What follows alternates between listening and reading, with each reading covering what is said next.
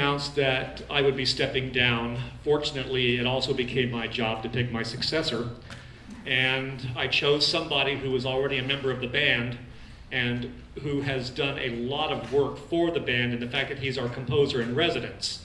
He has allowed us to world premiere several of his pieces. In fact, for the last 2 years, I really can't think of a concert that we haven't had at least one world premiere. And Sunday was the world premiere of our next piece, so this will be the second performance of it. But I thought that since he's going to be taking my place, it's only appropriate that it also be conducted by the composer, who's also the next conductor of the Lake Country Symphonic Band, Mr. Kelly Bennette.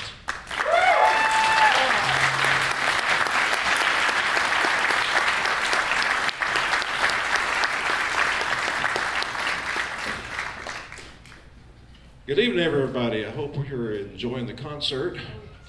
A little about this piece that we're about to do. I've written a suite of tunes that are based on stories of King Arthur and the Holy Grail. And unfortunately, I have not written a part for 2 empty halves of coconuts. They brought them just in case. This particular piece is based on the story of Galahad. And if you know the King Arthur story, you know about Lancelot and Guinevere and King Arthur and all that. And, you know, there was kind of a little situation there between Lancelot and Guinevere. But Lancelot went to visit King Pelles one day, and his daughter, Elena, had a crush on Lancelot. So she used magic to turn herself into the image of Guinevere.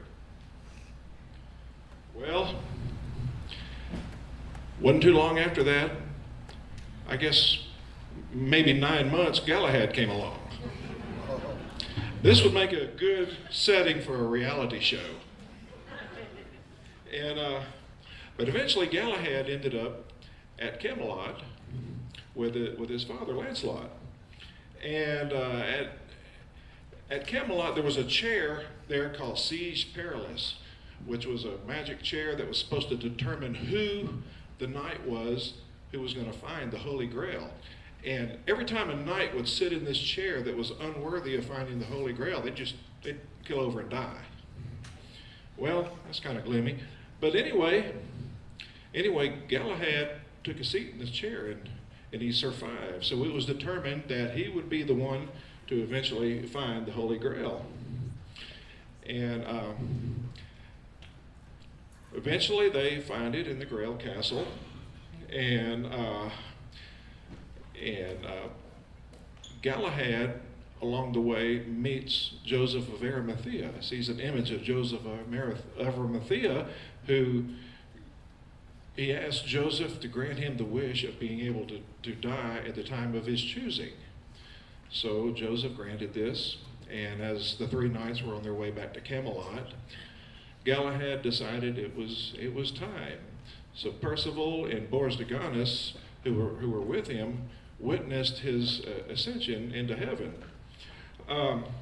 This piece follows a story, so sometimes it kind of goes kind of abruptly from one section to the next. Think of it as if the movie was 7 minutes long, this would be the soundtrack to it.